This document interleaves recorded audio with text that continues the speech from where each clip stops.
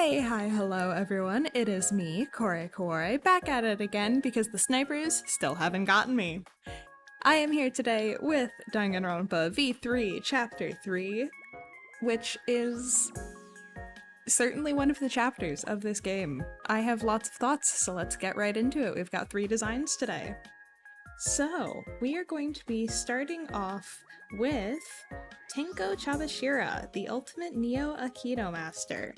And I will preface her design by saying, I did 8 years of martial arts. I have some opinions about her original design, which you can likely glean by how drastic of a redesign she gets. I went with a much more traditional Aikido uniform for her design, and I also combined in the sort of tied back sleeves that you often see on farmers in Japan, because I felt that that would be something that she would do. It's practical, but she can also tie them back with a cute little bow at the back, because we do see that she has a penchant for cute items and cute accessories, which I also kept in with her hair bow. I like the shape of it, I think it's cute, and I kept her choker in there too. I also put some wraps on her hands. They are sparring wraps, sort of similar to boxing gloves, but not exactly the same. They just protect the fingers from bruising or getting scraped or scratched when you end up hitting a target. So I just tried to work in like what would be practical for her talent. I think that Tenko's writing in the original certainly is interesting. I definitely don't have opinions on it that are very strong. So I'm just going to say that I am excited for what she's gonna do in this version. I like her. I gave her a little mole on the right side of her face, which from her perspective it's the right side, from our perspective it's the left. This isn't because I forget which side are the left and right. But she has a mole on the right side of her face because the right side represents justice, or a strong sense of justice. And I feel like for this version of Tenko, for all versions of Tenko really, that is something that is central to her character. She abhors seeing people abuse their power over others. She does not like it when someone is enacting a dictatorship. And that is something that I just wanted to subtly sort of reflect in her design.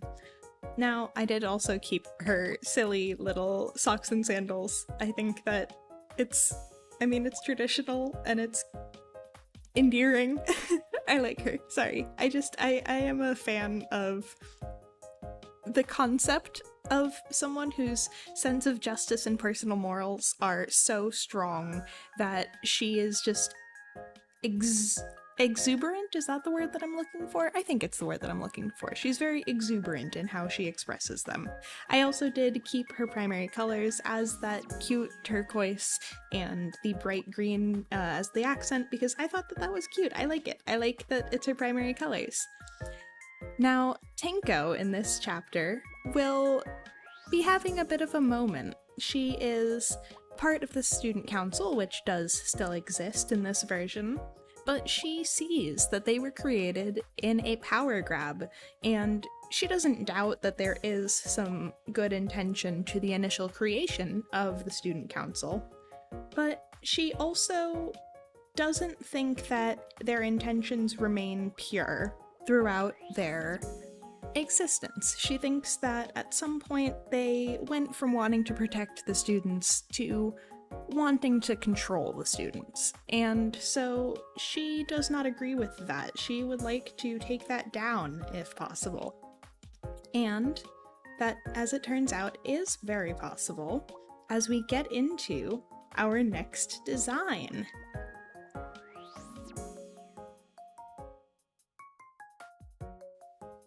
Now, Angie Yonaga, you will see that her design is done in a little bit of a sketchier style. That's because I was just very busy this week. I had a bunch of tests, a bunch of essays, so I did not have the time to do full line art for all of these. You will also see Korikyo is a little bit more sketchy. So she got a little bit of a cleaned up colored sketch instead of proper line art. I am so sorry. I had fun drawing her. I love her color palette so much. I love the sunset beachy colors, and I think that it's absolutely gorgeous. I had a lot of fun giving her buns sort of reminiscent of cat ears, because I think that her having that little cat-like smirk all the time is just so endearing.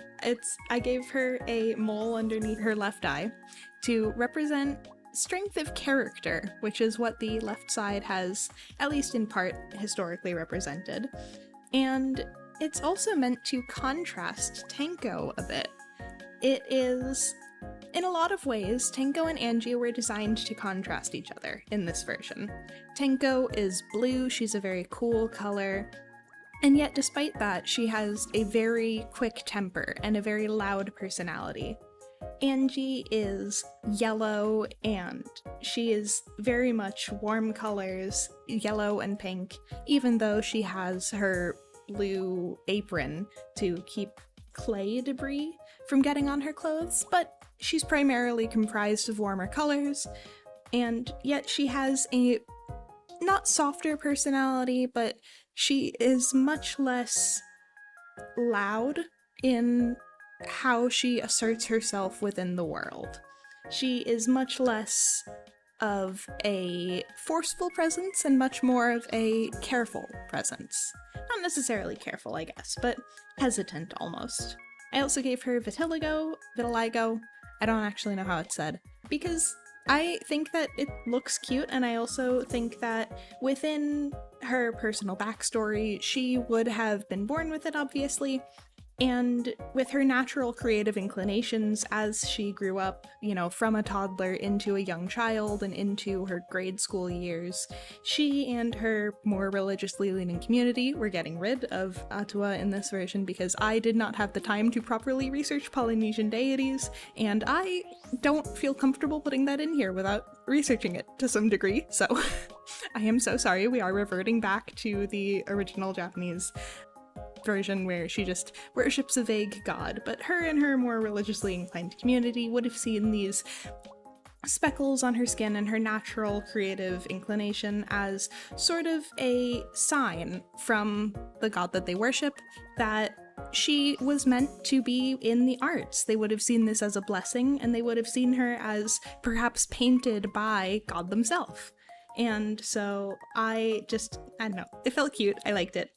Now, she does create the student council in this chapter, as I mentioned. She doesn't initially do it as a ploy for control. She does actually want to keep the students calm and give them some sense of structure in their lives. She sees that Oma messed with the motives last chapter, and she wants to keep that from happening again.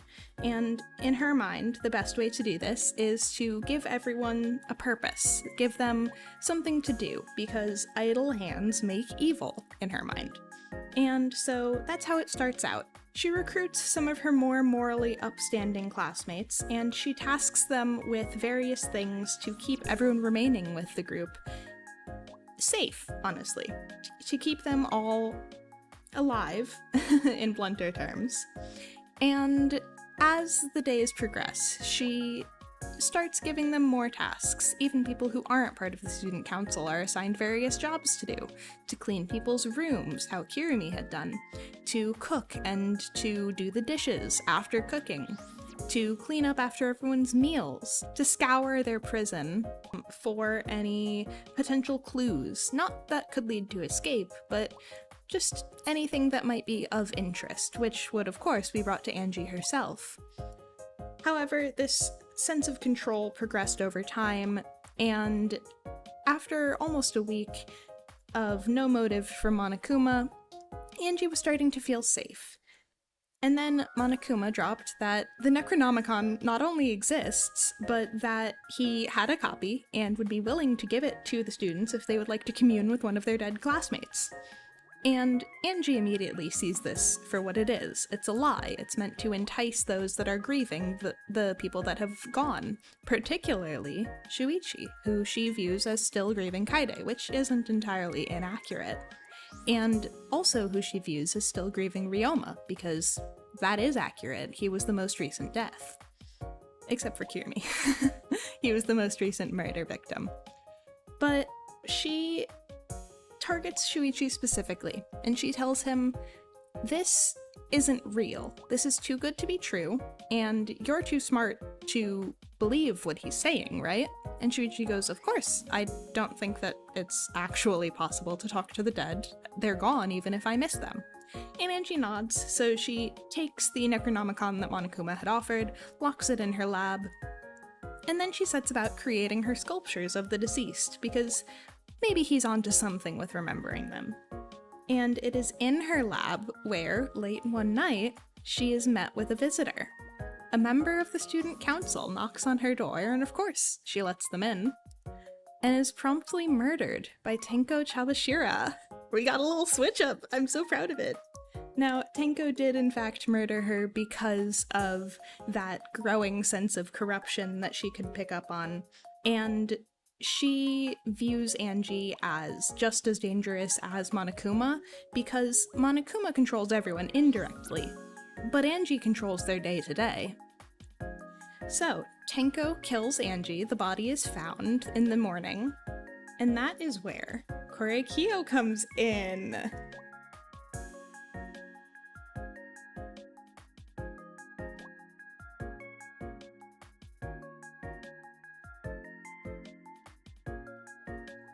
Now, Korekiyo is... I'm sorry to everyone. I really like him. I really like him. I don't like how V3 treated the implications of his backstory, and I think that he could have been written far better. I think that in the hands of more competent... not more competent writers, because the V3 team are competent. I think in the hands of more deft writers, his backstory could have been explored in a more tragic sense, as opposed to being a shock, a twist that they pull every game for no reason. So, Korekiyo sees that Angie has been murdered, and he's an observer. He is someone who sees the way that people tick, obviously, with his talent. He is someone that has a great interest in humans, and he immediately notices someone with a strong sense of justice like Tenko. She's acting really shifty, and he's pretty sure that Shuichi has picked up on it too, as has probably Himiko, who's Tenko's closest friend. They're gal pals. And as has Kibo, who is constantly analyzing everyone around them.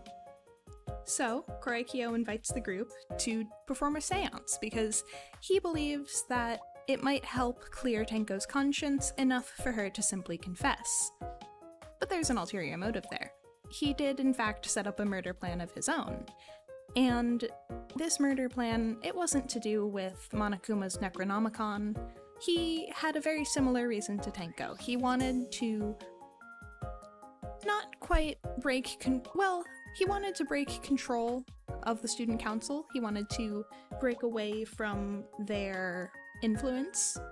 But there is that element of the trauma inflicted on him by his family, by his sister, that he is still being driven by to a degree. It's not treated as a twist in this. It is a reveal that he implies and then very quickly is moved on from, because he doesn't want to discuss his own life and his own experiences in that much detail. It is not something that he is looking to process in front of a group of complete strangers while there is a murder trial going on. And so he still goes ahead with his murder plan though, and you may be asking why? With Angie gone, what's he gonna do? Like, why would he still commit a murder? And that is because of Monokuma's secondarily introduced motive. He believes that Tenko confessing to the murder will only lead to further heartbreak for Himiko, who isn't on to anything yet, but will be because she's not as dumb as some of the others seem to think that she is. And he also believes that, to a degree, Tenko will believe that she deserves this. And it's a little bit of a test for Tenko to see if she will fight back, if she will do anything. And she, in his eyes, fails the test, which is why during the trial he's so quick to confess to her murder. But that leads to the question. The second body that was found was killed, and after the first body, clearly, but the second body that was found, the murderer was different from the first body, so that catch in the rules comes into effect. The murderer, Korekiyo, is allowed to walk among the group, but, well, we need an execution. And it is with dawning horror that the group watches as Monokuma retrieves Tenko's body, and the execution music starts to play. I'm sorry. That was fun. I'm sorry. I wanted to use this chapter to put in a shock, but show V3 how to do it right. You can include shocking and horrifying content, but when it's always the same, and when it's always treated as a joke, then it's not shocking in an effective way. So, we're doing shock content, but treating it with the emotional weight that it deserves. Tenko's execution is shocking and it's horrifying because she's already dead. And arguably, I mean, they're both equally guilty, but Tenko probably had better reasons, if you ask most people. So, that is the point of this chapter. I'm sorry, I really like Korekiyo. I'm so sorry, everyone.